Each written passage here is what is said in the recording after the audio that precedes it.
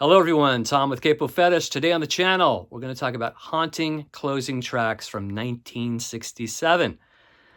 I'm going to start out here with the closing track from this band's debut album, and it is the creepiest version I've ever heard of this song. I'm talking about Eleanor Rigby. Eleanor Rigby from Vanilla Fudge closing out their debut album. It is one creep fest. It takes maybe about 3 minutes for the song to really kick into gear. But then all those trademark Vanilla Fudge things start happening, the creepy vocals, the weird instrumentation, the breakdowns, the build-ups, etc. But I remember as a kid hearing this record and hearing that particular version just being spooked to death by their version of Eleanor Rigby. Still love it. I really love the outro as they're breaking down and it's becoming more of a falsetto harmony kind of fest, and it's eerie and it's creepy, and then they throw in a line from Strawberry Fields Forever to end the track, and then the whole track just ends on an a cappella vibe. Really, really cool. So yeah, a great ending to a really fine album here. And this album has a lot of creepy factors. I find those whole illusions of my childhood, part 1, part 2, part 3, really effective between the songs, really creepy. So again, Eleanor Rigby by Vanilla Fudge off their debut album, all 8 minutes and 24 seconds. Another phenomenal haunting closer from 1967 is Broken Arrow from Buffalo Springfield. Again, their second album. Back in 2011, I saw the reunion of Buffalo Springfield, and I saw them at the Santa Barbara Bowl. I was sitting in literally the last row with my sister and brother-in-law, and the show was absolute magic. I can't even tell you. I mean, it really surpassed my expectations. I didn't really think it would be as good as it really became. As the show went on, it just got better and better. But one of the highlights of that particular show was their version of Broken Arrow. And you know how a lot of artists, a lot of bands, singers, they always try to kind of change up things. I mean, like Dylan does, where you can't even really notice the song. They played it exactly like the record. They had Neil Young on piano, Stephen Stills and Richie Furay on guitar, and then all the ace session musicians playing in back of them. But it was just a real highlight. It sounded a lot like the album, and it was just spine-tingling. So this version here, I've always found it just mysterious and haunting, and there's some beauty to it. And I've always liked how there's like 3 sections and how each section ends. Like a carnival will start, and then the next section, like military drums start, and then at the end they go into like this little jazz thing in the coda. So just a real masterwork here from Neil Young. He was on fire on this album, as were all the other members. I mean, you think of just Neil Young's contributions to this album: Broken Arrow, Mr. Soul, and Expecting to Fly. Just 3 absolute, just masterpieces. So Broken Arrow off the second Buffalo Springfield album. Again, just a really great closer, very haunting. I have to throw this one in here. I'll be honest with you, I've never been a huge fan of this band. I do like selected tracks throughout their career, mainly the late 60s, early 70s. But I have to admit, I've always dug Nights in White Satin by Moody Blues. And it is a fine closer to a fine album. All 7 minutes, the long version with the long coda at the end, the speaking part. I had a friend in high school who was a fanatical Moody Blues fan. And I remember he told me one time he went and saw them live, and he was like, him and all these other people around him were weeping like babies during this song when it was playing. So I had a chance once to go see the Moody Blues. KLOS back in the early 80s, they'd always have these ticket giveaways, right? And this is like probably 1980 or so. And I remember calling them up, and I actually won Moody Blues tickets. But I didn't end up going because I had no one to go with at that time, or no one who could drive us down to the Forum or the Sports Arena or wherever it was. So I had to forfeit those tickets, but they did give me a 2-hip sticker for my car or notebook. So I still have that. It was like a rainbow label that KLOS had. But anyway, yeah, almost saw the Moody's back in 80, but yeah, Nights in White Satin, Justin Hayward's vocal is fantastic. Those backup vocals have always been kind of eerie, and just, I love those backup vocals in this track, those harmonies. So Nights in White Satin from Days of Future Past from the Moody Blues. Oh, one of my absolute favorite closers from 1967, but very haunting and just a perfect closer to an absolutely perfect album. I'm talking about the song One of Us Cannot Be Wrong from Leonard Cohen, the songs of Leonard Cohen. This is probably a top 3 all-time Leonard Cohen track. It is so amazing. Leonard really has his way with a melody. It's really understated, but it sucks you in this incredible way, this magical way. This song is kind of dark and it's haunting, and the melody is amazing, and it ends with him kind of like in the coda as it's fading out. He's kind of yelling and going crazy. It's really, really quite a track. If you've never heard this track, pull up this original version on YouTube. Just hear the track. One of Us Cannot Be Wrong. It's the last track on a perfect album. I'd give this an absolute 5-star without any question. The songs of Leonard Cohen from 1967. How about all 7 minutes plus of the song called Grace from Country Joe and the Fish from the Electric Music for the Mind and Body album. That's a really fine closer as well. Very haunting, very psychedelic, very much of its time. I think this may be one of the most psychedelic albums of all time, especially 67. I think it's way up there as far as psychedelic. They don't let up at all from side one. I mean, from side 1 to side 2. It's just full on psych. And this last kind of ballad, a tribute to Grace Slick, is really, really a fine example of Country Joe and the Fish.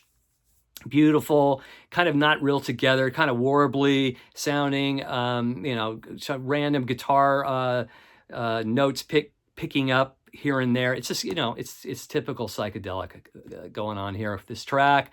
I love it. Grace, a tribute to Grace Slick from Country Joe and the Fish from their Electric Music for the Mind and Body. This is a reissue. It has, it's a CD, obviously. It has the mono and stereo mixes. I like both mixes. Maybe I'll go with the stereo. I'm not sure. But anyway, Grace from that album. Of course, we got to throw this one in here. I mean, no matter how many times I've heard this song, it really still blows my mind, this track. It is absolutely, this is the kind of track you'll hear, people will hear in 500 years and still be blown away by. And I'm talking about A Day in the Life, the Beatles, and Sgt. Pepper. It's one of their best closers. It's up there with Tomorrow Never Knows, and all those great Beatles closers. But Day in the Life is just incredible. After all these years, Lennon's vocal is just absolutely haunting and just magical. And the instrumentation, Ringo's drum fills, the orchestration during that woke up part, got out of bed, and then it goes into that part. What the orchestration is doing during that part is incredible. And then, of course, that final chord. And then if you have an original here, this is an original mono Australian copy. And then they featured it on future CD releases as well. But that little coda at the end with the laughing, the whole thing is just really remarkable after all these years. I mean, one of the greatest tracks in the pop idiom, should we say, right? So Day in the Life had to feature it. It's haunting, it's beautiful, it's timeless, it's life-changing. Another one too, I just pulled this album up a few videos ago, but I must again, because the closing track is absolutely gorgeous. It's haunting, and it's a great way to end another perfect album. It's Tim Hardin 2, the last track on the album, and it's called Tribute to Hank Williams. It's a beautiful track, haunting, and I always found Tim Hardin's vocals a little haunting at times. Just very, very vulnerable, very kind of, I don't know how to even describe it. Tim Hardin has a voice like really no other. It's not really a technically great voice, but it really does the job with his particular type of songwriting. But yeah, if you never heard this album, pick it up. Tim Hardin 2, and that last track, Tribute to Hank Williams, is truly haunting and beautiful. So, and I got to throw this one in too. Just like A Day in the Life, this track, oh my God. I mean, people will be talking about this track forever as well. Hauntingly beautiful. Some people call it an introvert anthem. I agree. I can relate to this track in a way I can't even really explain. I'm talking about Waterloo Sunset by the Kinks, the last track on Something Else by the Kinks. Hauntingly beautiful, perfect track. well produced. Ray's wife at the time, her backup vocals along with Dave's are just incredible. The guitar line by Dave, the sentiment of the song, being alone, enjoying the sunset, not worrying about, you know, people around you, just being in your own little cocoon. Just the whole meaning. I mean, there's a lot of different ways you can take this song, right? But at the end of the day, it's a gorgeous track. It has a haunting quality. And I think, is it Raza Davis or Raza Davis? Raza Davis, her backup vocals really lift this song into the stratosphere. So incredible stuff. Waterloo Sunset, ending the Something Else by the Kinks album. And of course, The Doors, The End. I bet when this first came out, people were like, what is this track, right? I mean, no one really talked about death like this in music as The Doors did in The End. The End was originally written as kind of a, I guess, a goodbye song to a girlfriend that Jim Morrison had prior to The Doors. And it kind of developed into a whole different thing, Oedipus Rex thing in the middle.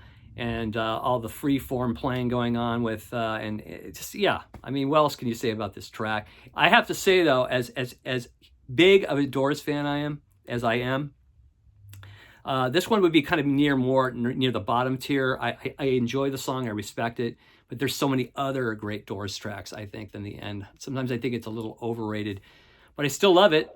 The Doors, The End, ending their debut album.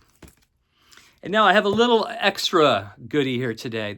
This is not a song that ended any album in 1967. It's a standalone song, but it's a mystery song and a mystery artist.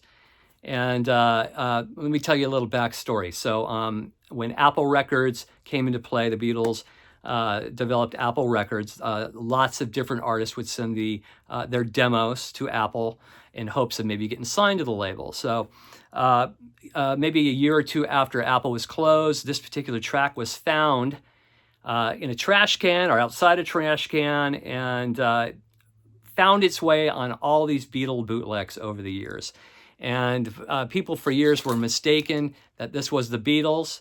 It doesn't, it no doubt sounds like the Beatles. It sounds like a demo by the Beatles. But it is not the Beatles, and who knows who it is. The song is called, it was recorded around 67. That's why I'm throwing it in this video. The song is called Candle Burns, but it's also known as Peace of Mind. And I found it off this album years ago called 20 by 4. I find this track absolutely fascinating. It sounds exactly like the Beatles. It sounds like a lo-fi demo, like those lo-fi demos they did for the White Album. It sounds like it could have been off like maybe Sgt. Pepper or Magical Mystery Tour, or maybe even Revolver. But there's really no drums. It's just like a guitar figurement, kind of like Dear Prudence, that kind of style of guitar picking. And the way the vocals come in is one of the... I got to say one thing about it too. Listen, if you ever hear this track, pull it up on YouTube, listen to it in the dark. It is so freaking creepy. It is so freaking creepy, but it's creepy cool. And it sounds just like the Beatles. It sounds like a Lennon-Harrison blend, that kind of harmony blend with Harrison and Lennon, like they do on She Said, She Said. So the guitar, it starts off with these warbled kind of like harmony vocals, and then it's really, I think the tape's all fucked up too, because it was found in a trash can, but the whole kind of, there's a warble sound to the whole track, and I think it's just because it's just been like, it's been played so many times, or not played many times, but just it's been used so many times, and maybe like, you know, like a third or fourth or fifth generation copy that's been spread over and over from album to album. So it sounds warbly. Anyway, I'll get to the point. You need to hear this track. It has this really cool melody, weird lyrics like the Beatles would have written in like 67, you know, just odd, surrealistic, kind of surreal kind of lyrics. But anyway, you must pull it up on YouTube. It's called Candle Burns, also known as Peace of Mind. Still to this day, nobody knows who recorded this track, you know, and so it's a big mystery. I've always found it fascinating, and highly recommend listening to this track. So that is it for the day, folks. Thanks for watching. If you dig the content across the channel, please press subscribe. I'd appreciate it. And if you have any others to add from 67, some closing tracks, some haunting, eerie tracks, throw them in the comment section. As always, thanks for watching. Take care. Bye-bye.